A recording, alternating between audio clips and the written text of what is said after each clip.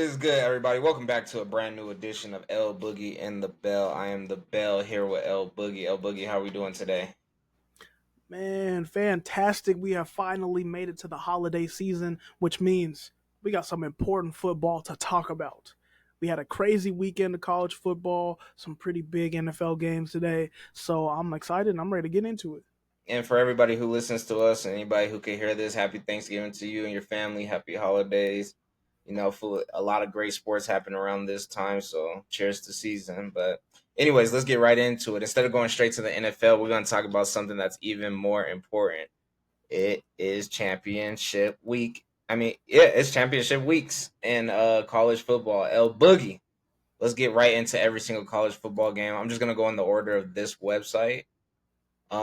Let's start with Conference USA Championship. We got Western Kentucky versus Jackson State. Do you You care? know, I not really. Like honestly, not really. I don't know much about either of those teams. But I would just say I'm rooting for Jackson State just to show the legacy that Jacksonville Deion State. Sanders left behind. Western Kentucky versus Jacksonville State. Oh, Conference. Jacksonville State? Oh yeah, no, I'm even less interested now. I don't know. Western Kentucky, I guess. What do Somebody you in think? for Western Kentucky, so I'll go with Western Kentucky. I don't even know, man. Dang. Here's an interesting one. I've never seen a good UNLV team in my life. We got in the Mountain West Championship. We got UNLV versus Boise State. Who you got? In Boise. In Boise, yeah, I think Boise State takes it. I mean, obviously Boise State, they have the rushing attack with a Heisman candidate in the backfield. UNLV, I haven't really seen too much from them this season. They're ranked, which means they got to be a solid team. But give me the Boise State to take it home. Yeah, I got Boise State winning the game, obviously, but I have Boise State winning one game in the playoffs. So for them, I'm just gonna say like, don't fumble this now because I have such higher expectations than this championship game. As far as UNLV, I haven't heard any noise or like seen any games, but to end up with a 10-2 record, I don't think in my lifetime I've seen like a really good UNLV team. Pretty average, mediocre, probably on the bottom side, kind of like a New Mexico State. They kind of remind me of that, or New Mexico is who I'm talking about. I don't know. I hope they put up a good fight though. Give Boise State a run for their money. This is an interesting one. We got the American Athletic Championship, Tulane versus Army. What you got? I mean, Tulane's actually having a really good season. Army, the thing with Army is they are a very simple team, but they execute everything to the T. So you have to play your best football in order to win, and I think Army is the home team. So I think I'm going to take Army here. See, I've never seen an Army team that actually Army, Navy, Air Force, a lot of those teams. I've never seen them just overly excel in my lifetime, or at least where it was noticeable. This year, Army was noticeable. I mean, they did have a really tough loss. But with that being said, if they're developing their program to actually be top contender, I like them being ranked. I like them, putting up numbers and stuff, and I do like them winning their conference championship. So I'll give them credit there. All right, moving on to what matters. This is a big one right here, El Boogie. This is a huge one. We got the Big 12 championship. Why does it say Big 12? Yeah, Big 12 championship. Iowa State versus Arizona State. Who you got? This one is kind of hard because personally, I thought Iowa State was kind of done. I think they started off good, have some turbulence in the middle of the season, and couldn't, and they picked it up at the end. But I don't know, something makes me think Arizona State. They've been playing really good football as of late. They just came off a big win against Arizona, and they're the home team. So I'm gonna take Arizona State here. We got some super neutral ground, and let's talk about the importance of like this is potentially getting into the playoffs. Even though I don't think they're going to let the Big 12 slide this year for some reason, which they should. Which I they should. Yeah. But I think Iowa State is going to lose to Arizona State. I like the mutual grounds as far as them playing at the Dallas Cowboys Stadium. That's really good to see. So I mean, that's pretty midway point for both of them. I think Arizona State is going to win this game. I think they have the more explosive offense. I think Iowa has a more well disciplined, definitely a better defensive team. I do think Arizona is more explosive. That's why I would have loved to see an Arizona State versus Colorado. I just think Arizona State's explosiveness is going to triumph with their defense. And Iowa doesn't really have holes on offense, but they're not. I watched their last game. They're not like run and gun. We're just gonna, like embarrass you. They're very, very consistent for me watching. I don't know. Well, the thing is, I think, and now that you mentioned I mean, we'll get into the playoffs too, but with Arizona State, I'm looking at the playoff ranking or the AP poll ranking that Bleacher Report has posted today. They're ranked 12th right now, Arizona State. So if they win this game, they are in the playoff. I think the committee will put them in if they win. So I think that's an extra layer of motivation for Arizona State to come out here and handle business. Yeah, yeah.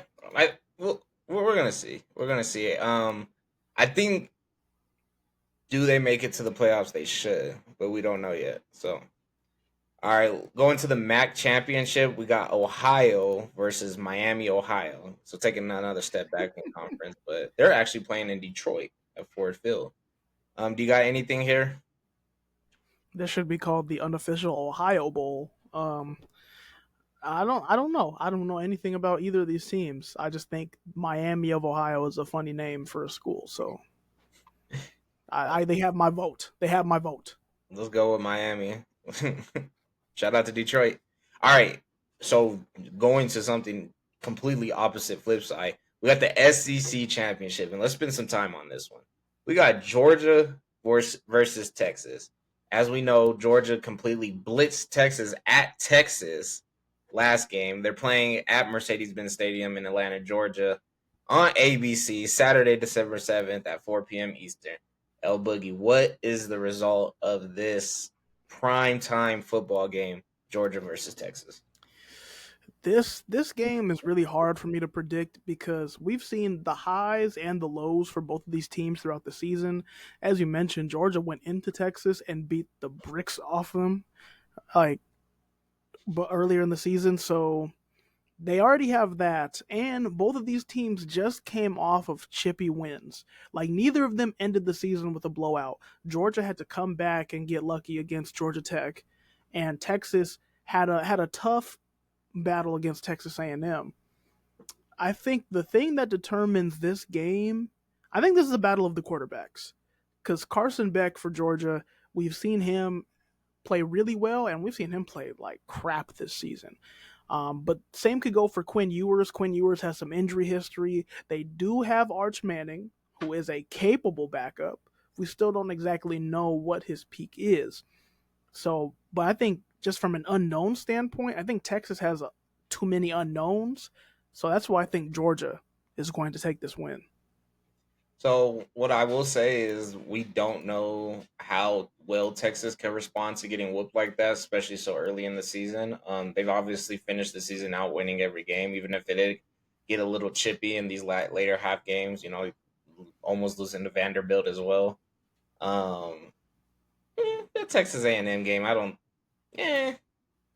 Now it's close, but Texas A&M is still a good team, so it's like I expect a tougher game out of that. Georgia Tech is more of a we're gonna upset you, but we really aren't the top team. So I'm much more concerned about Georgia Tech almost beating Georgia as far as them being a little more inconsistent. Georgia's almost lost a lot of games this year, and they ended up losing 2 games to that same feeling. Alabama game got blitz, and who else did they lose to? It was South Carolina. I think I South believe Carolina I came out believe with so. yeah, and there's just a couple games. When I watched that Georgia Tech game, there's no reason in heck of it why there's 8 overtimes and it's not a shootout. We're scoring. We're talking about three and in after the third overtime, and they couldn't convert besides twice out of 5 overtimes from that. Five. Think about that. I don't think this Georgia team is as good as last year's Georgia team. I do think that they took a fall off. The reason that I don't believe they're going to win this championship game is because where they did blitz Texas the first time, guess what Texas has had the rest of the season to do? Prepare for everything that Georgia has to throw at them. And whatever was off on that day, I do think they'll correct in Atlanta on the next day. Um, That's fair. That's fair. and I think the two teams who deserve to be in the SEC championship are in it because where Georgia has got chippy at the end of the year and they could have fumbled it all, they still found a way to win and only end up with 2 losses. As far as Texas, really strong strength of schedule. I think they picked their schedule very, very well, but they are in the SEC and you can't avoid nobody. We saw Vanderbilt that was really good this year. So it's like you can't escape the SEC. You just can't escape it, no matter how hard you try. With that being said, I think that they curated a perfect, and when I say perfect, I mean perfect schedule for what best fit them to make it to the championship game. So we'll see. Go Texas. All right, the Sun Belt, we got Marshall versus Louisiana. Anything here, Elboog? Not really. Shout out Louisiana. I'll take Louisiana for that one. I'm taking Louisiana as well. All right, we got the Big Ten championship.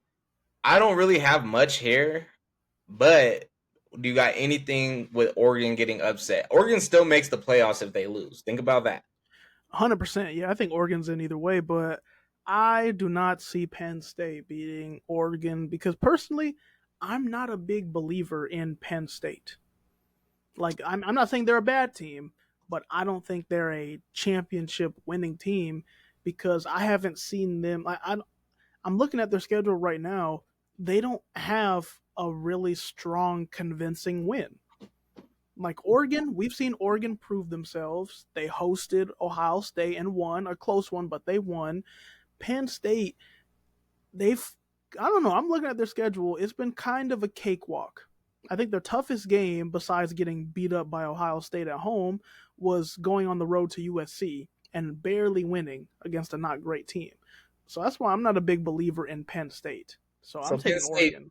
it was fair enough, but it was 20-13, a 20-13 loss at home. Listen, I'm not saying it was a blowout, but you lost at home.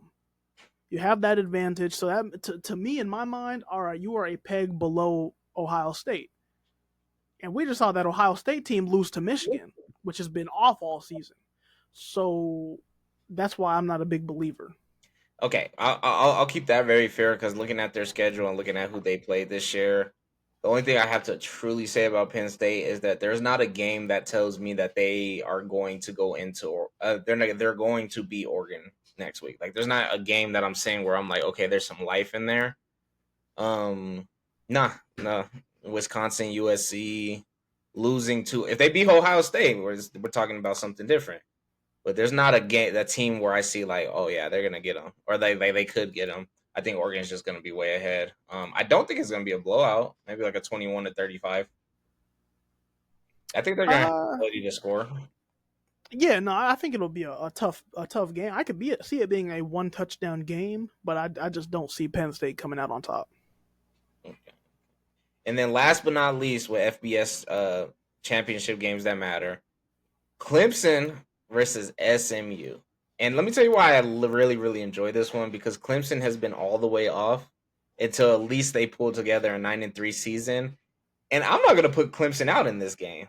I actually have Clemson destroying SMU season this year. Like destroying SMU season in Charlotte.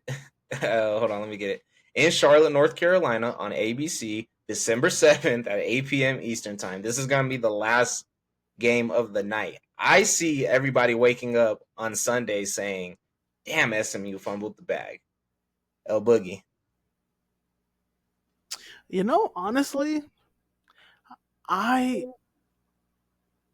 to be honest, I kind of agree with you. I see Clemson kind of doing it just because I'm looking at Clemson and their schedule, and even though they had a quote unquote bad loss to Louisville, I'm not going to fault them for losing against South Carolina because South Carolina is actually a really good SEC team who has a chance to be in the playoff. So I honestly I think so. And looking at SMU has had a much easier slate in my opinion. So I kind of agree. I think Clemson might upset SMU. As simple as that. I see it. I feel it. I think it's going to happen. I'm there with you, man. Now because it's so hard, and we're not true analysts, and we don't have a team of people to make sure that they're doing all our calculations for us. I'm very confused. I might watch a whole YouTube video after this just to get a great understanding of how these playoffs are going to work. Let's think in the future. Let's think who is not making these playoffs currently, who has a chance of getting into the playoffs, even if they're not in a conference championship, which is looking slim to none. It's very, I think there's like one team who's in, who's not in their championship game or something of that nature. And then also, how do we feel about this format being that there might be a Power Four conference team that doesn't make it at all? So, Boogie, what are we thinking? um I mean, I think again, this is our first take at this 12-team playoff, and it is a little funky, but it can evolve as we go on, right? For sure. Um, but I don't know. I am kind of on the vein that every conference champion should be in the playoff. That's just my opinion. I think every conference you beat in the top five conferences. I should say. Okay. I'll preface that. Okay. So Big 12, Big 10, SEC, ACC. We can count the Mountain West if we want to. See, I feel like We this have to year, count the Mountain Boise. West this year just due to the fall off of the Pac-12, and that's just respect out of Boise State. And remember, Boise State See, is going to the Pac-12 next year, so that Power Five will be back next year. okay, so I think that's the only reason why we're talking Mountain West at all is because Boise State is having such a crazy season. Um, I do think, if Boise State ends up losing this game, then I don't think the Mountain West is going to be in the playoff at all. I just don't see Yeah, it. that's a fact. Um, but yeah, I mean, currently just looking at the rankings, I think everything looks kind of normal to me. I think the weird part is, like you mentioned, how there are going to be some non-conference, like teams that are not playing in the conference championship that will absolutely be in. Like I think a Tennessee will be in, Ohio State they're going to be in, and Indiana I see Indiana is going to be in, and none of those teams play next week. I think it makes the job really tough for the committee. I don't know, and there's some question marks here, like Miami not being like currently is not slated to be in the playoff. I don't know. What do you think about Miami? Like I know they have two losses and two bad ones, but like For the why? theatrics, I want Miami to go. Do they deserve to be in there? Who are you going to give it to? Alabama, Ole Miss, South No, Carolina? see, I think Miami should be above Alabama because Alabama has worse losses. Like Alabama's two losses against Oklahoma and Vanderbilt, I think are worse than Miami's two losses. See, it's tough too because I'm looking at the AP rankings on Google, and I'm like, it's frustrating because you're like Arizona State's a Power Four conference, Big 12, and if they end up winning, it's like why are they ranked behind all these SEC schools as if they're not putting in work this season or they don't deserve their credit? And I just don't understand why we have four. So 13, 14, and 15 are all SEC schools, and then you have Arizona sitting at 16. Now, these aren't the metrics to put people in the playoffs, but it's like, why is a conference champion not going to go? And these guys had a chance to have just a two-loss season and go to their conference championship win and guarantee a slot in. So I'm like, I don't know. And I know you asked me about Miami. Like, do I replace a Miami with Arizona State? Yeah, they're not going to the are like yeah. I replaced them But with that. Like I just feel like certain teams should not be in consideration just because. Tennessee is a good team, and I have Tennessee over Arizona State, and that's unfortunate. Oh no, I agree with that. I have no issue with that. I just think I don't know. Seeing Alabama ahead of Miami, I just don't like that. Seeing South Carolina above Miami, I don't like that. But I don't know. We'll see. We'll have to see how things shake out after the conference championships because, I have a feeling at least one of these teams is going to drop or lose, like an SMU. They might lose and drop out, but then that doesn't mean Clemson is necessarily guaranteed to be in. Um, Iowa State, Arizona State. I think if Arizona State wins, I think they're in. I think you have to put them in. You should Like, put them I think you have to. Hmm. How do you feel about teams 15 to 25? These are the teams who had good seasons, had good moments, but honestly, just looking forward to a big bowl game for their seniors. And I don't see any of these teams sitting any of their starters going to the NFL. Now, of course, it happens, unfortunately, in college football. I think all these teams want to compete in their bowl game. Like, for instance, I know Colorado wants to win this bowl game. Whatever bowl game they Yeah. get, whatever they get, they should take very, very serious. I think Travis and Shador play, and I think they play at the highest possible level just to achieve that bowl and get it. They'll probably make a ring out of whatever bowl game they play. But I, any other teams? I got Kansas State also on that list, and BYU. I really hope BYU and Colorado on a bowl game. That'd be a I fire was bowl yeah. game. I was gonna say BYU because they're a pretty good team. Obviously Colorado. Um, yeah, Alabama. the rest of them, You I don't think don't know. Alabama, like a side SEC championship game, would be fun? It would be fun. It would be fun. Because I don't want to see Alabama and Missouri, but I would love to see Alabama versus South Carolina in the peach. Some southern ass bowl. I think that's the only other SEC team in the bottom 10. Yeah, I mean, yeah, it'd be fun. I think Tulane is high. Why is Tulane so high? They're going to the. They can make it. They probably won't make it into Yeah, the playoffs, but they go into the conference championship game. I mean, I think a Tulane and an Illinois that might be cool, or a Tulane and UNLV might be cool.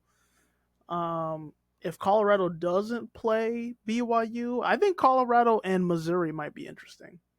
I actually kind of like that idea. I kind of like that game. Why is Tulane so high? Like, who I is don't like Tulane it. beating? I don't like it.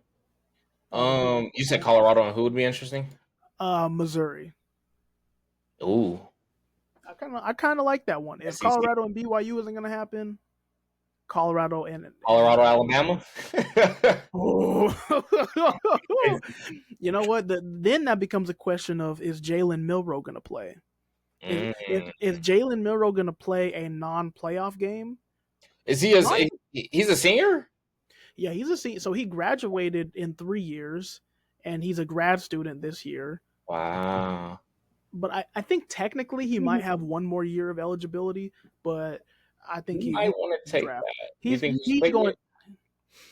wait. Well, I have my We're not talking opinions. about I what he's think gonna do. We're talking about, do you think he should take? I think he should take an extra year at Alabama. I know their money's good over there. what does it? Are you?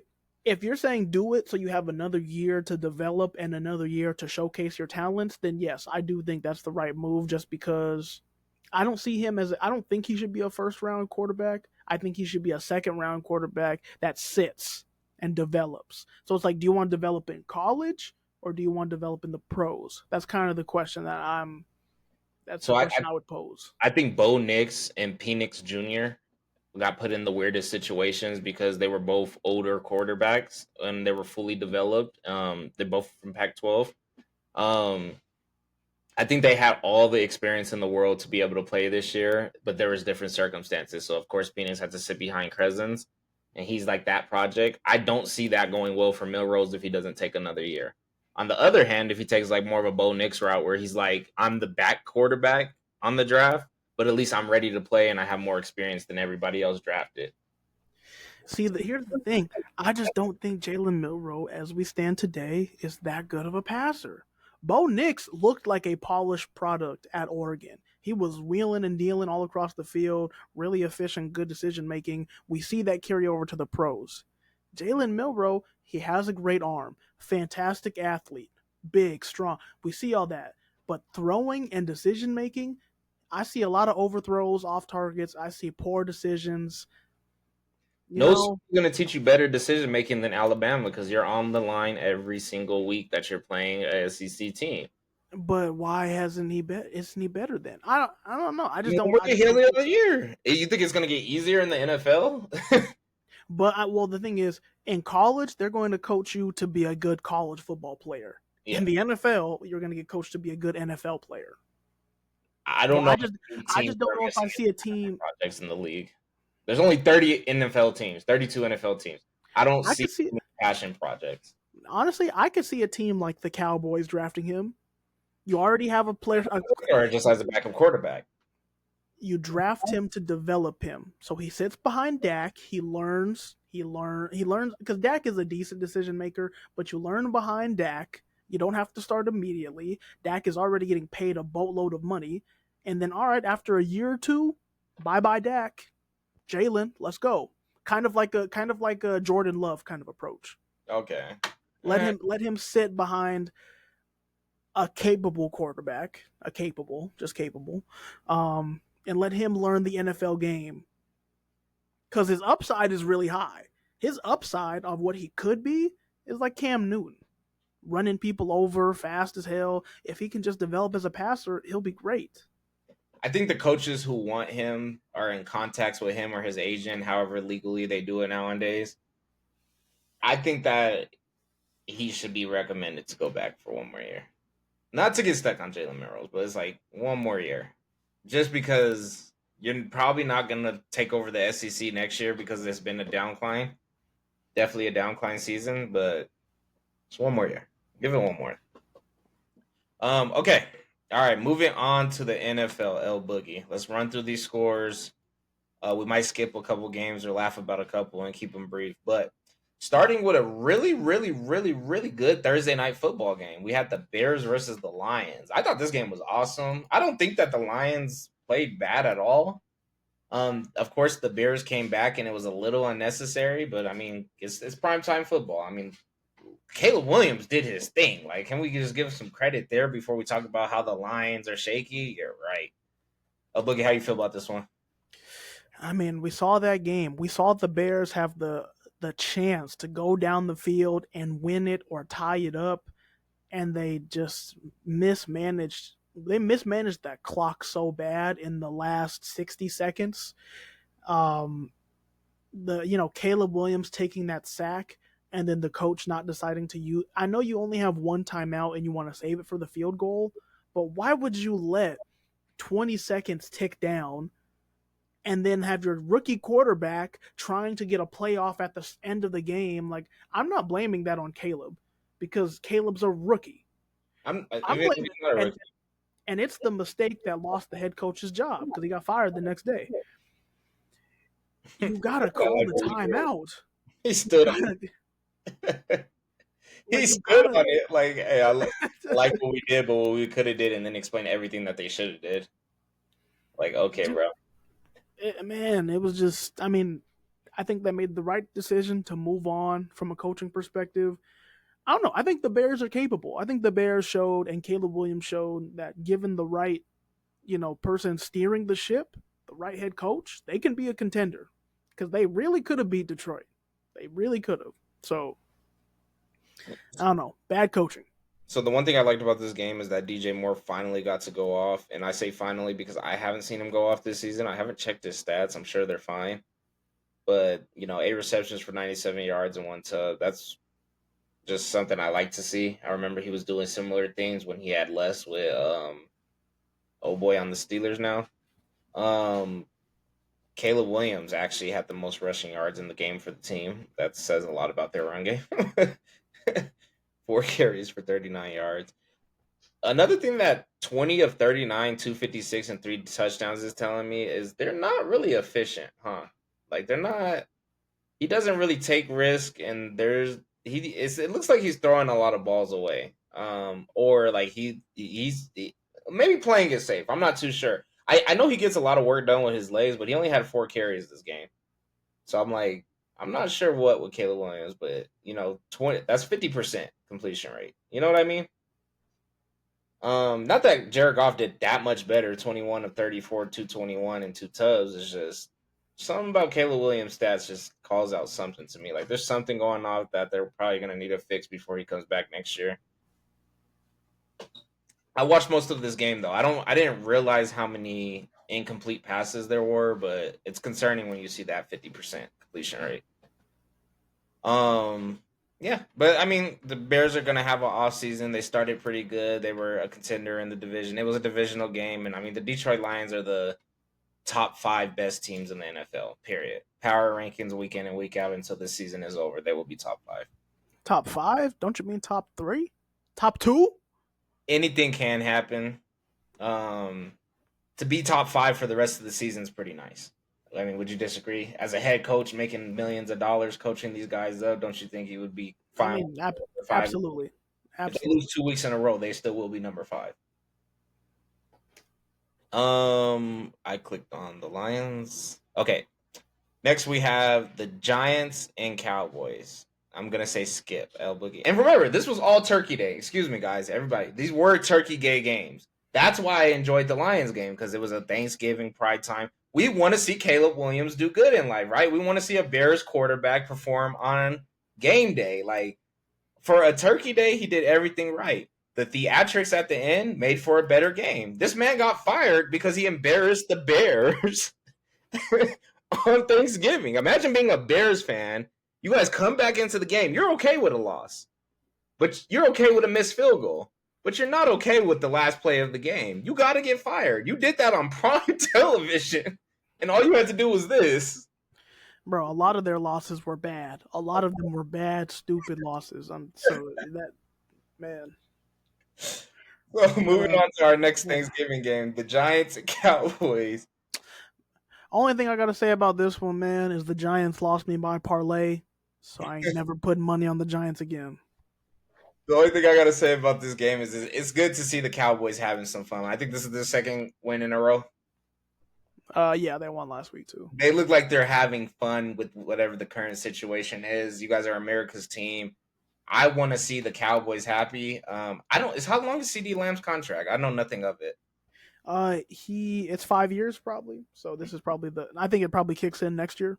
Okay, so keep the man happy some way somehow. It doesn't look like he put too much work in. The run game was amazing. 22 carries for 112 yards. That's something that we really have not seen from Dallas. That was our big critique of Dallas this year.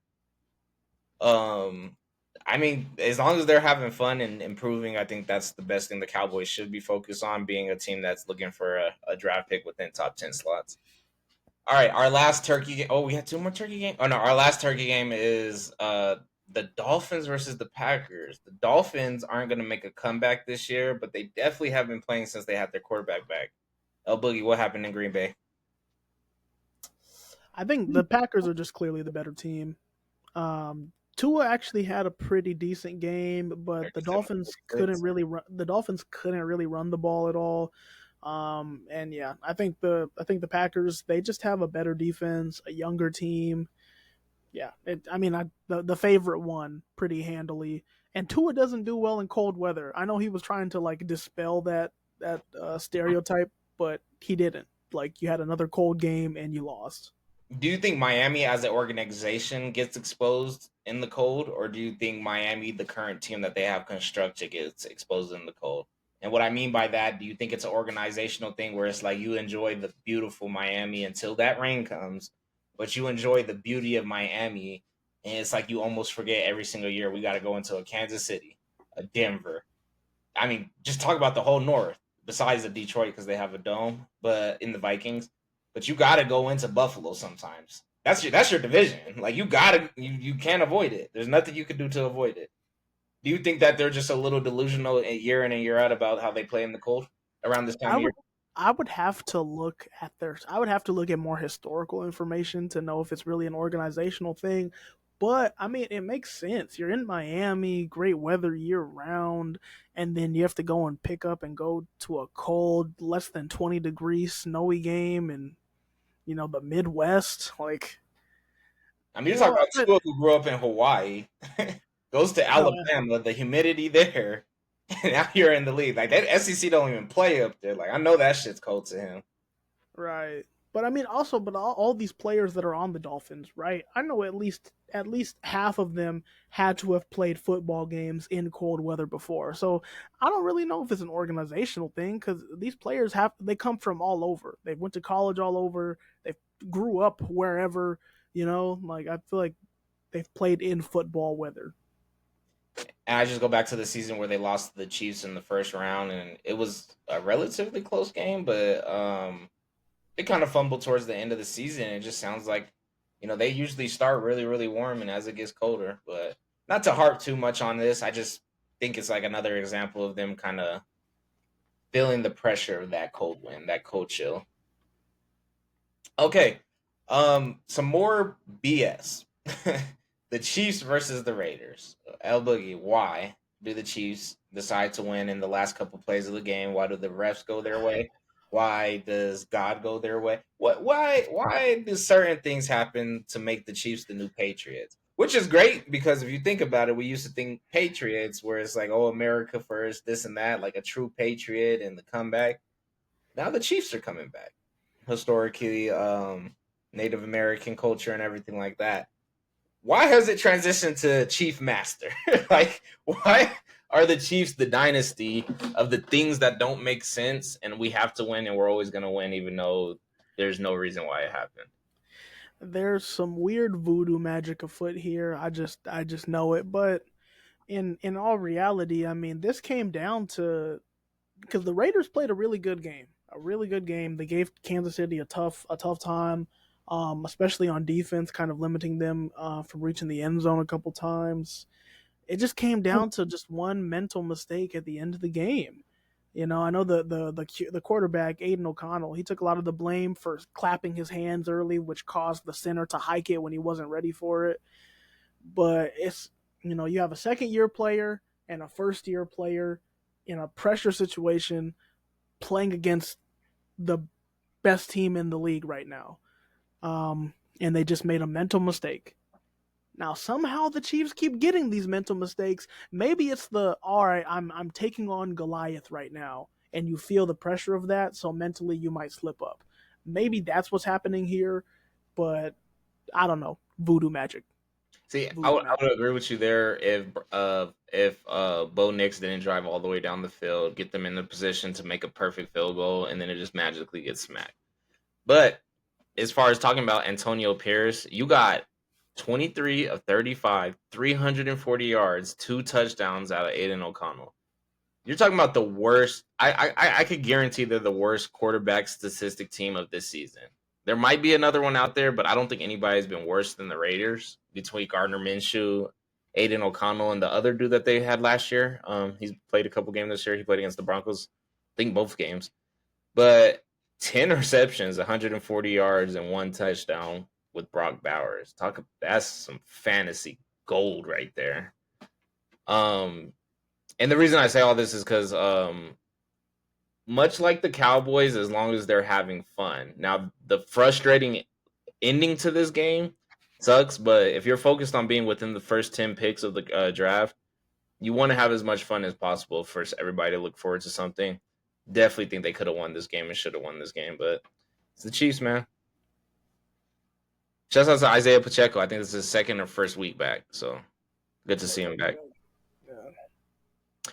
All right, blitzing through a couple games. Let's go Texans Jaguars. Congrats Texans. Make the playoffs. Hey, What you Trevor got? Lawrence had to get carted off.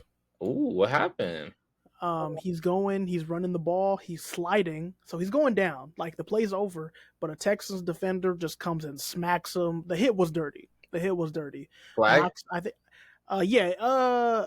I think yeah, there was a flag. They started actually like getting physical, but yeah, they had to cart Trevor off the field. Mm-hmm. So bad day for the Jaguars. I like that 20 of 32, 235 for two tubs for Mac Jones. I I mean, think honestly, I think seeing that happen to Trevor, I think that fired up the team oh, because they okay. were losing. They were losing pretty comfortably, like before that happened, and then you see your starting quarterback get hit dirty like that, and that had to have fired them up. Definitely with a fire. Texans having another CJ Stroud rookie season year, I would say, for his year two. Just another. I don't want them to be an average playoff team. Um, making it to the second round's cool, but I was expecting more AFC Championship energy. I'm not saying that they are AFC Championship team. A lot of things have to go right for that to happen, especially with the Bills and the Ravens, and we know where the Chiefs are going to be. But they're playing like a team that will just get knocked out in the second round, and they're obviously not playing like a team that's going to get close to a bye because there's only one team that gets that. So I just want them to be a little more than just a playoff team. Like, oh, we're just a playoff team. Like, nah, I think you guys should be striving for that AFC championship. I don't think that what they've showed this year is showing that. Colts versus the Patriots. As long as the Patriots are having fun, I think they've been doing everything they're supposed to be doing. No, I'm saying as long as they're having. Do you get what I'm saying though? As long as they're having fun, they're scoring, they're in games, and they're gonna get some good draft picks. Is that a bad thing? Yeah, I mean you're seeing some good and bad from your rookie quarterback, which is expected, but you're seeing good, which is the good part. Like it's not all bad. So the future for the Patriots is bright. Um, but yeah, neither quarterback really had a great day. I mean, Anthony Richardson, 3 total touchdowns, but 2 interceptions. So you kind of start to question like where's the development with him? Why is his decision making not improving? Like if Anthony Richardson was a rookie and he had this game, cool. But now we're getting, year two, you've been benched, you got your job back, and you're still, still making these mistakes. Is this just what Anthony Richardson is? Maybe. But Or they won the game though, so you know. it's in the locker room. There's something going on in there. I'm not sure if he's the quarterback of the future for the Colts, unless management changes or unless they really come together. But it's the Colts. I'm not expecting the Colts to be AFC. Like I'm not expecting the. I don't have expectations for the Colts like I do for the Houston for the next 2 years. So they got to do Vikings level stuff where it's just like be a real shocker team for everything to work out. And I just don't see anybody on the roster that's constructing that besides a Jonathan Taylor, who I do hope gets the hell out of there sooner than later. Um, who did I have after that? Colts and Patriots. As long as the Patriots are having fun, we got the Chargers and Falcons, and the Chargers are really, really fighting to make sure that 3 teams in the AFC West get into the playoffs. Boogie, what you think? Oh, I 17 to mean, 13. My bad. Go ahead. Chargers the last couple weeks have been playing good football, but looking at their numbers, especially their rushing numbers, they were getting great production out of J.K. Dobbins, who they signed in the offseason, and now he's on the IR with an MCL strain. And Mm. I think you see his absence reflecting in these rushing numbers because don't get it twisted. The Chargers are a run first team, and then once they get the run going, they play action out of it. Justin Herbert can get mobile. He'll make some good throws on the run. That's how the Chargers want to play football. But you start to shut down the run game. Now you put them in these close games where they can win them, but it's not going to be the dominant kind of win that we've seen them have the last couple of weeks. They got their defense definitely helped out the offense, picking off Kirk Cousins 4 times. Jesus, like at some point you gotta sit the man down. But so yeah, their defense played obviously great, but I think offensively they need to figure out this run game if they're going to be a serious contender moving into the postseason. So 4 interceptions is so much that it's like take 2 of those away and just add 1 touchdown, you win the football game. Like just take 2 away. You take 1 away and add a touchdown, you could still lose this game. Even though I mean technically by the score you would win, but four is a lot. Four is I think when the Lions just came back a couple weeks ago, and I'm like, okay, Jared Goss has 3 touchdowns before halftime or something ridiculous like that. I'm like, these are the games you could lose. You guys are the best team of one of the best teams of football. Every night's not going to be your night. Still came back and won. I think he finished the game with 3 interceptions. He might have finished with 4, but anything after 2 interceptions, you could almost guarantee like you almost don't deserve to win. It could be not your day. Your quarterback could be having a bad day. Your receivers could be deflecting balls and making interceptions happen. 4 interceptions is inefficient. It's not an efficient way to win a football game. There's not too much momentum going back on the field after your second interception. So once you get to your third and fourth, the score should be pretty widespread. The fact that they still could have won this game is crazy, but hey. All right, we got the I Seahawks mean, and Jacks 26-21. El Boogie. Are the Seahawks going to make the playoffs after they just were stumbling a couple weeks ago? I think they were just they 4-5. Now we're 7-5. after today with them winning and Arizona losing, they're number one in their division. So right now they're going to host a playoff game. I think Seattle. The issue with them is they're too like they can have really high highs and really low lows. Low. Because they started off this game looking bad. Like in the first quarter, it looked like the Jets were actually going to have a pretty dominating win, but then they pulled it up. Their defense came out big. Shout out Leonard Williams. I'm giving away the bumbler of the week, but Leonard Williams with a 92-yard pick six, first 300-pounder in NFL history to have that long of a pick six. So yeah, Yeah, a but day too, though. He was doing his thing. He had like didn't he have like a forced fumble or a deflection that really mattered earlier, and then he had like the first sack of the game. he had the pick, and I think he had a sack. Yeah, shout Yeah, out to the big but fella. yeah, their defense showed out, and the Jets found a way to lose this one. Honestly, the Jets just found a way to lose this one. I think it's getting darker and darker in New York.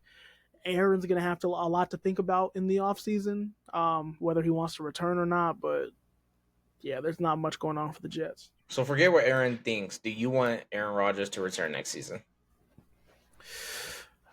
I No, I don't, because I think they've already fired the GM and they've already fired the head coach.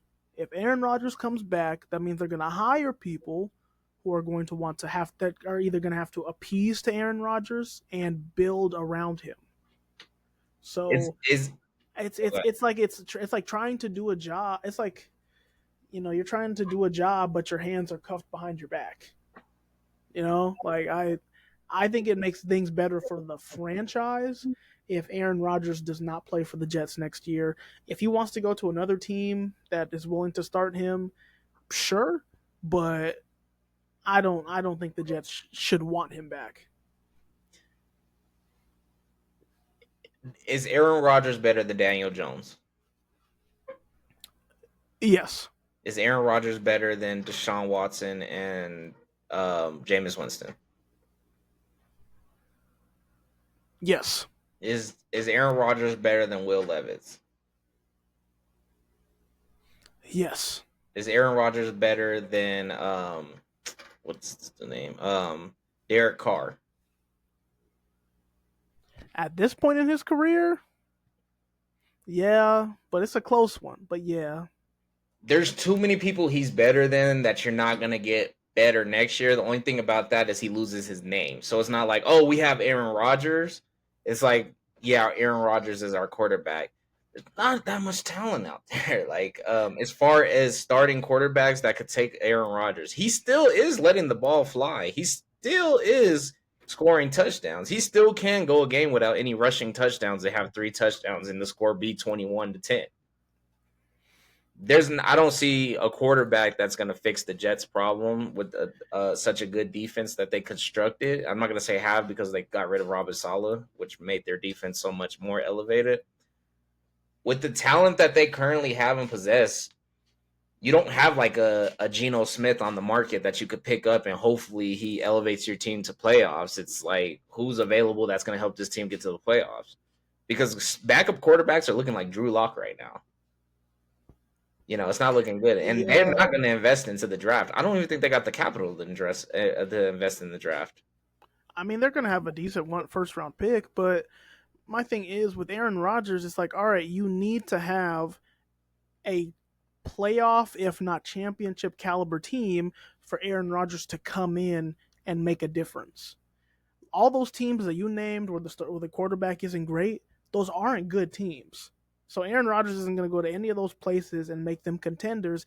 We all thought it would work with the Jets because they were a young and super talented team, but it's clear the team isn't as good as we thought it was. So I think Does Brock Purdy take the Jets to the first round of the playoffs?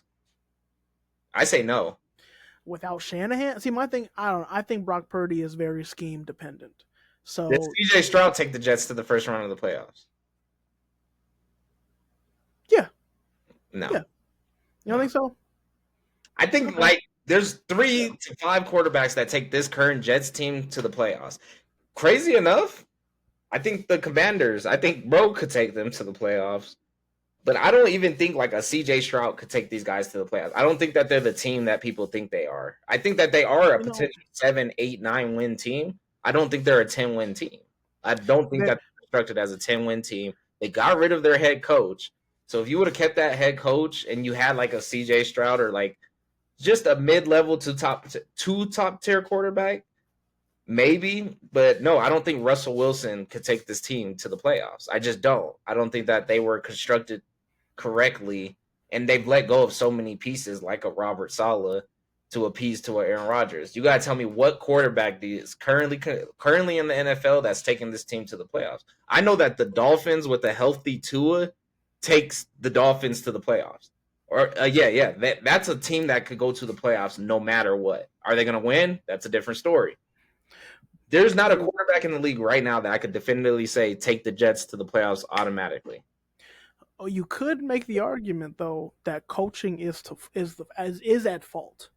You could make the argument because okay, you brought up Miami. Miami has a capable head coach. At least we think. We think he's a capable head coach. I mean, Yeah, I'm not saying Robert Saleh is a bad coach. Robert Saleh can coach up a great defense. We've seen it happen great in team last several year. locations. Quarterback. I mean, 7-10, they were. That was a great 7-10 team. They had a really bad quarterback. Again, but offensively, who was the offensive coaching? Because your offensive coordinator, Nathaniel Hackett, who we haven't seen do anything good. I mean, outside of Green Bay. So I think that's why I think there's an argument that coaching could be the issue. So if you bring in the right offensive mind, then this team could take off. Because we see it statistically. Offensive coaches do better. Not to say that there aren't good defensive coaches, but offensive coaching is where it's at. You have young talent in Aaron Rodgers. Put the right person there, maybe it'll work. Maybe that's a playoff team, but we haven't seen it yet. I just put some stress on this game just because I want to know what happens next with Aaron Rodgers. I don't think there's nobody better than him right now. I mean, if you look at his numbers, like number for number, he's not finishing games where you could find some people in the league who are finishing games in spectacular fashion. Speaking of which, developing Sam Darnold, we're about to get to them, but I don't, I don't see like what's better. You gotta tell me that. Now, if you blow up the system, that's perfectly fine. That's what the Patriots are doing. I don't really see them completely blowing up the system. Their players are too young. Everybody's too young to just blow up a system. You chose Aaron Rodgers to teach these young men to be men. Let him do that. And when he goes, he goes. Start developing a quarterback aside from that. All right. We're gonna skip the Titans and Commanders unless you have something to say to it. Shouts out to the Commanders, gonna make the playoffs. Definitely a bounce back after all these tough losses. But anything there? No, I'm right there with you. Fun, super, super fun one. The best worst team I've seen in years. The Cincinnati Bengals. And you know what? I'm officially gonna say the best offense because I'm not gonna give their defense any credit for how good of a team they are. Their defense is a horrible team. Their offense is a great team. L Boogie, Russell Timothy Wilson. I meant to say Russell Timothy Wilson. Russell Carlton Wilson. 29 of 38, 414 yards, 3 touchdowns, still 1 interception, second career high in passing yards. Completely cooked. Hold on. 16 carries, 75 yards, 1 touchdown, Najee Harris, and he has some real hustle hard out there. I watched a couple of those plays a couple of the plays this morning from that game. He has some hustle plays. He has some like that 75 yards is way more valuable than people know if they watch the game. George Pickens, 3 receptions, 74 yards, 1 touchdown. Is it safe to say that the Steelers are a real contender in this year's playoffs? Because I got them in the second round. Most definitely. Most definitely, they are absolutely a contender, especially when Russ is cooking the way he did. I mean, aside from that one interception, which was actually a pick six, aside from that, at the beginning of the game, that's how he started his day, and look how he finished it. Russell's on a mission, but also I think this team is on a mission. What I think helps this team a lot is you have two running backs who are balling out. Najee Harris is actually showing that he can be an RB1, and you have Jalen Warren, who is a capable runner between the tackles, but is more of the receiving threat. So Russell threw over 100 yards to his running backs. So you know those were dink and dunks, and then they just took off with it. Like, you know that. Russ has unlocked it. He has re-unlocked his deep ball. He threw a 40-plus yard pass to Van Jefferson today. George Pickens is obviously your go get it. Like, I don't know. Their offense is honestly, when they get going, they're pretty flawless. And when you want to throw in like a fun package to really make a defense confused, you can put in Justin Fields, who can do a read option and take it around the corner or run it down the middle or throw it. So they're going to be a tough out in the playoffs. They're going to be a very tough out. I think two. I think second round. I think like they're going to be very comfortably in the second round. I don't see them going to the AFC Championship. I think they're going to be a very comfortable second round team. Absolutely.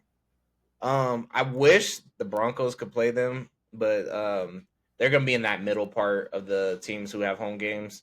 The Broncos are probably going to be the last seed if the Chargers keep up. And then somebody's really far behind the Broncos, so they're close to a lock. But let's hold our horses. All right. There's one more game I really do want to talk about. Then we're going to blitz through a couple because we're coming up on an hour. Where is that game that I really wanted to talk about? Oh my God! Do you have anything to say about the Bengals? That's worse. They are historically bad. I think they've lost 5 games this season where they've scored over 30 points. It's ridiculous. Best offense, worst defense team I've ever seen in my life. You gotta feel bad for Joe Burrow, because Joe Burrow is actually going out there and doing his thing. Jamar Chase is doing his thing. Joe Burrow started his career off as one of the most hit quarterbacks. Joe Burrow took a team to the Super Bowl. Joe Burrow has had some tough injuries and everything like that. This isn't the worst Joe Burrow has seen. I think this only boosts Joe Burrow's stock as far as like he's still that guy, always will be. Jamar Chase, the window for a receiver is smaller than a quarterback because Joe Burrow is showing to be a long future quarterback.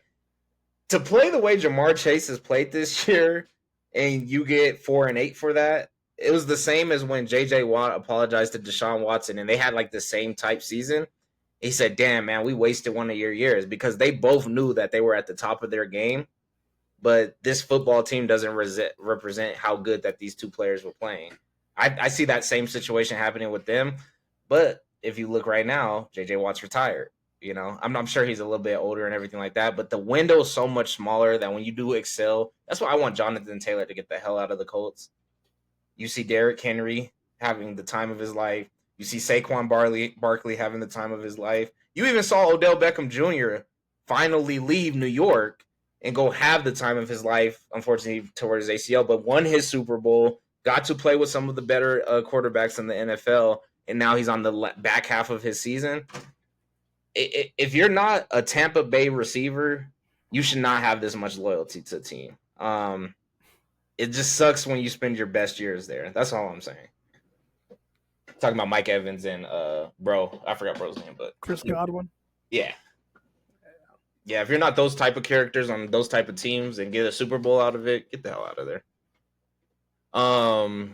Yeah. This is the last game I really want to talk about, then we're gonna blitz to the other ones. The Vikings are 10-2. L Boogie.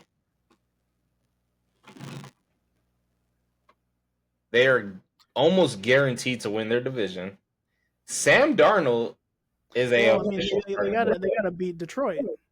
They gotta beat Detroit. No. My bad. I'm way off then. Well, they're guaranteed a playoff spot. Let's give them that. Let's give them grace there. Let's give the NFC some grace because the NFC has some like the NFC is doing their thing. Besides the NFC West, which we're talking about right now. L Boogie. The Vikings are 10-2, and they're in one of the toughest divisions. What do we think of that? I mean, I think the Viking season is just a testament that situation honestly means the most in football in the NFL. Whatever situation you're in, that's going to determine your outcome. Do we see Patrick Mahomes be the Patrick Mahomes that we know if he doesn't go to Kansas City with Andy Reid? We see Sam Darnold, who went to the Jets, looked bad, was a backup for years, gets his shot in Minnesota, and like you said, they're 10-2, and he's having a really good season. Does Sam For what? Darnold take the Jets to the playoffs this year? No, because the Jets suck. Okay. That'd be my point though. I'm like, there's only so many good uh, quarterbacks out there for some teams. But my bad, I didn't mean to get off the jet. but no, it's all to say that situation matters. Like where you go, the organization, the coach, and what type of team. Like that matters more than anything. Like you can't just pick up a quarterback and say you're going to be our savior. Mm. We're seeing it with Caleb Williams in Chicago. They were like, "Oh, please, Caleb, come save the franchise that has bad coaching." They But don't you even show can't him do it. love though. They don't show my man Caleb love. They show Sam Darnold love. You guys are taking a hell of a risk showing Sam Darnold love. Kyler Murray gets love. You know what I mean? Patrick Mahomes gets love from the refs. Sam Darnold being appreciated and loved in the Vikings, like what could they have possibly saw to know that this guy's ready to play? So I don't know what Sam Darnold took in the offseason to show up to the first day of training camp as a player who came from his Jet situation, and now he's a 10-2 person. 7 receptions, 99 yards from Justin Jefferson. Justin Jefferson said it this morning. I was talking to my sister. I was like, I don't know how the hell the Vikings are that good. I don't think they're that good at all, actually. Within minutes of Justin Jefferson talking to the reporters, I heard my sister said, look up. And he said it. He's like, a lot of people are doubting us, but watch, we'll just keep showing you week in and week out. I think that's what Sam Darnold and this Vikings team has done. Now Justin Jefferson shows out every game. Like he don't have to. He really don't have to talk at all. He lets his film talk, but they showing out for real. Yeah, shout out Sam Darnold. Shout out Vikings. Cardinals, you lost a tough one off of Kyler's 2 picks. But Cardinals are still alive and well. Their division is still winnable. Like that, the NFC West is still a winnable division. So keep at it. All right. Let's blow through these ones. The Rams and Saints. The Rams are gonna make the playoffs. Well, they're only going to make the playoffs in a wild. I mean, if they win their division. You don't think? So they don't have No, nothing because back in. the 3 wild cards. There's going to be 3 teams from the NFC North: the Lions, the Vikings, the Packers. So that leaves 1 wild card spot for guess who? Washington. Oh yeah, So for you the guys are done. so for the NFC West, if you don't win your division, you're not making it to the postseason most likely. So, but the Cardinals and the Seahawks are right there. The Rams are also right there. So they're alive. This is a game the Rams needed to win today, but they need to keep winning and hope the other teams lose a couple. Mm. The Bucks and the Panthers. Anything here? The Panthers are playing in close games. As long as you're having fun, right? As long as you're having just a little bit of fun, you'll be okay in life. Bryce Young, 26 of 46, 298 yards, 1 touchdown. And guess what, L Boogie? 0 interceptions. That's what we like to see, young man. Yeah, I think Bryce learned a lot from getting benched. And yeah, he's been playing really well, really well. So shout out Adam Thielen, 8 receptions, 99 yards, 1 touchdown. We're talking like they won. This is a win though. Like I like the moral victory in Charlotte. Like if people are, because people aren't, but if people are gonna pay money for these tickets, at least give them a game. They gave them a game in overtime. They could have won this game. Score touchdowns, played good football. Shouts out to Baker Mayfield doing Baker Mayfield things. I don't really like those 2 interceptions, especially against a Panthers team that's having such an off season, but his receiving core right now is a little tough.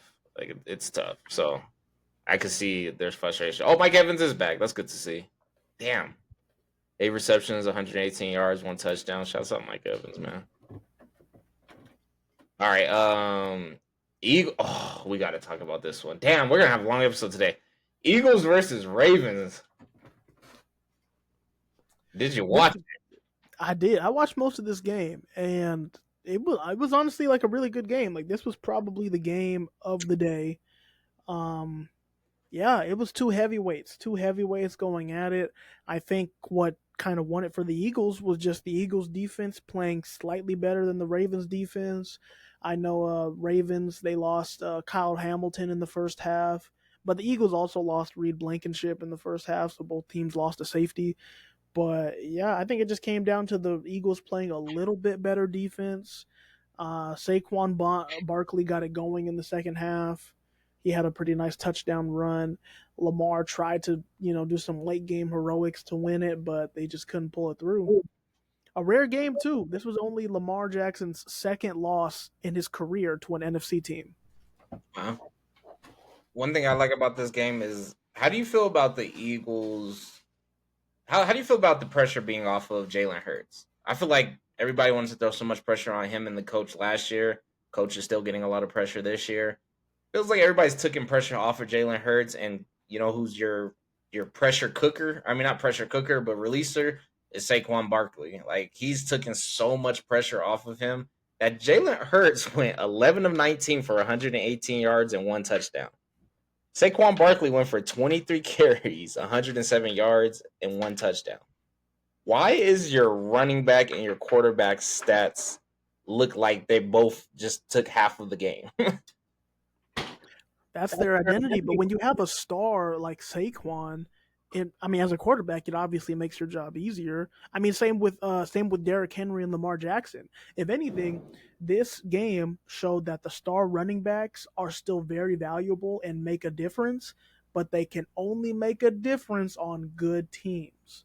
A star running back on a terrible team isn't going to do anything, but a and, star running back on a capable team, whoo, and we need Jonathan Taylor to hear this. We need Jonathan, no, because it's not fair. You know what I mean? People wait years and years and years for a team to develop. They take that big bag. Don't do it. It's not worth it. You only get to play one time in life. You should be on a contender. You should be on a team that invests deeply into their offensive line, specifically anything between the tackles. The left tackle is for your quarterback. The guard and the center are for you. For these bigger running backs, invest into yourself and don't just invest into a bag. I want Jonathan Taylor to get the hell out of the Colts just so he could have an opportunity. You know where I would like Jonathan Taylor, which will never happen. I would love him on where? Houston. Well, they have Joe Mixon, so the need's not there anymore. I would love Jonathan Taylor with Houston. I think they're a totally different team with him. But Joe Mixon's having a great year, like a I stellar year actually. Jonathan Taylor on Houston creates. I don't know. I think they're pretty even. When you take Joe Mixon's peak and Jonathan Taylor's peak, I think it's a 50-50. Yeah, I want Jonathan Taylor on that team, but I just want him to be on a contender more than anything. Shouts out to Saquon for completely taking over games as a running back. Fucking crazy. All right, we have the Bills blowing out the 49ers. El Boogie, what do you have left for the 49ers season? I think it's a down year. I think in the offseason, the Niners, after they miss out on the playoffs, I think it's time to hit the reset button.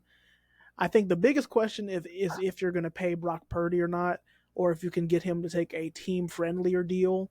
Like instead of going for 60 plus million, maybe you get him at 50. Maybe, maybe I don't know. He might not be down for it, but I think you got to get rid of some pieces. I think Debo Samuel. I think Debo's gone. I think Fred Warner. Fred Warner's gone. You need to get cheaper and you need to get less expensive. Trent Williams. Trent Williams might retire. He should. So you know what I mean. So I feel like I think it's time to hit a reset button. If you're gonna pay and try to get Brock Purdy on a team friendly deal. Team friendly deal. I think that's the move for the Niners.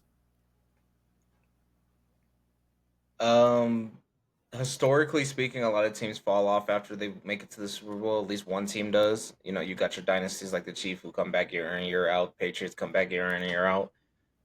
There's usually a fall off after. I mean, remember the Rams won their Super Bowl. They kind of had a fallout year. I forgot. I'm trying to like think of teams in between the Patriots. The Patriots beat a lot of teams. Chiefs have beat a lot of teams without off years. Yeah, off years perfectly fine. You have Christian McCaffrey trying to find his way back into the league. It's tough. It's tough. Jordan Mason's outperforming him. He was almost outperforming him as the backup when Christian went out. I just think. Oh, Christian got hurt. Christian got hurt early in the Hey, game. Yeah, today okay. they were feeding him. They were feeding him heavy. Like I think he had 7 touches in the first 10 plays, and then he gets a toss, and it looked like something wasn't right. Like he just went to the ground. Like he couldn't. It wasn't looking good for him. So It's cold out there too. Just having an off year. I expect the Bills to be. I'm expecting, and I hate to say this, to go against the Ravens, and I just can't take the Chiefs out. I'm expecting a Chiefs versus Ravens. you think Excuse me, I'm so? The Bills expecting are playing. Chiefs versus Bills in the AFC. Okay, okay, My bad. okay. I don't know why. Now it depends on who meets who. I just can't go against the Chiefs, but the path of least of resistance is not against the Chiefs. I got the Bills or the Ravens. Path of least resistance is not going against the Chiefs in the AFC Championship. I I mean, think I this is think the the Bills' year. I don't know if they could beat the Chiefs just because I don't have the right to say that, but I do believe that they could see them in the AFC Championship. here's my thing. I could see the Bills. I could see the Chiefs losing another game, and then them and the Bills ending with the same record. But then guess who gets the tiebreaker?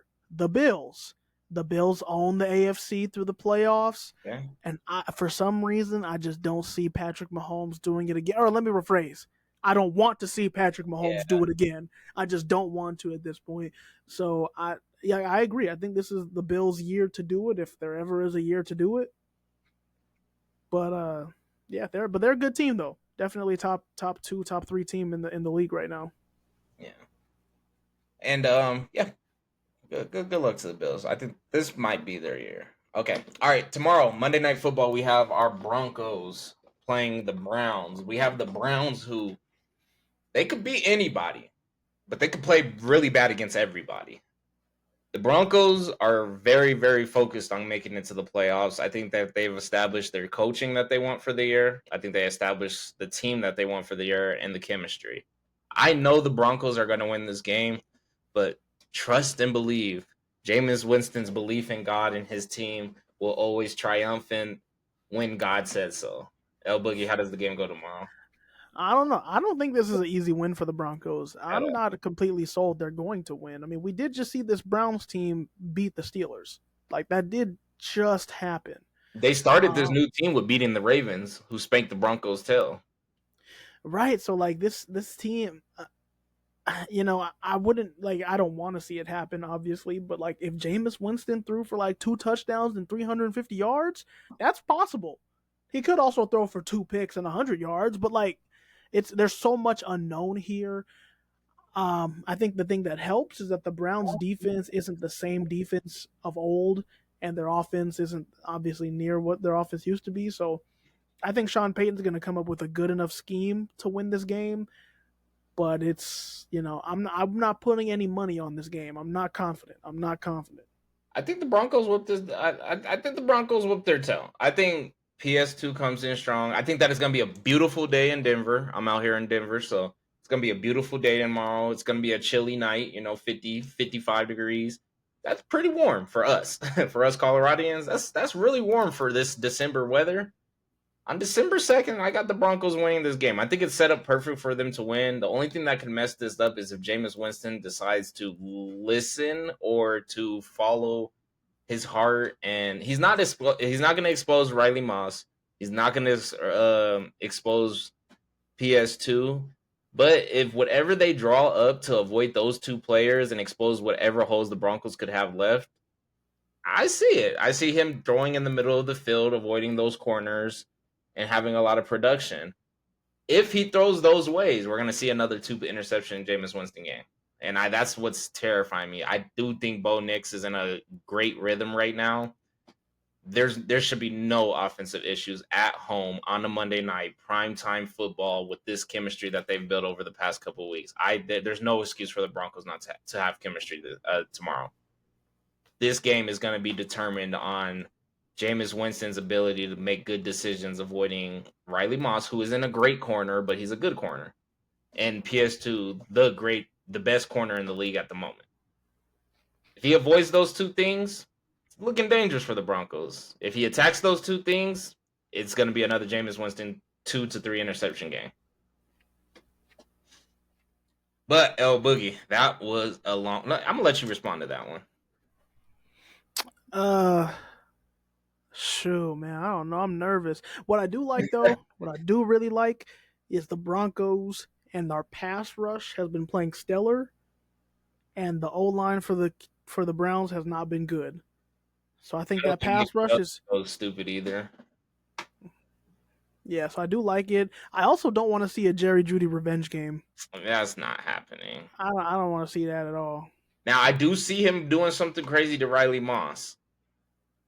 He could. He could. He could do something crazy. He could do a little. I could see him throw. I could see Jameis throwing like a 50-yard touchdown to Yeah. Jerry Judy, who just like fucks up Ronnie Moss for a second. I could see it happening, but I hope that's the only highlight of the game. 2 receptions for 66 yards is gonna scare me tomorrow if he gets it, because what he does with those 66 yards will be potent. But as long as Pat's on him, I don't.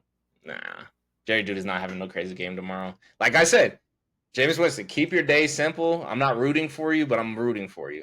Keep your day simple tomorrow.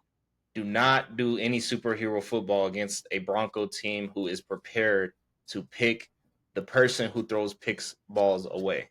Like, do not do it. It just makes me think, I wish we had Justin Simmons too, because then I'll have full confidence in tomorrow's game. Strong free safety, both corners pretty locked down. They kind of expose Riley Moss more, but he has so much help coverage. But I like our secondary as a whole, anyways. I'm not tripping. I just feel like Justin Simmons is like guarantees wins like tomorrow.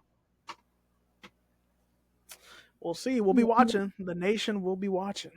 Absolutely. El Boogie, it has been a extremely long episode. We got a lot of editing, a lot of work to do. We actually have more content to post that I will be getting to.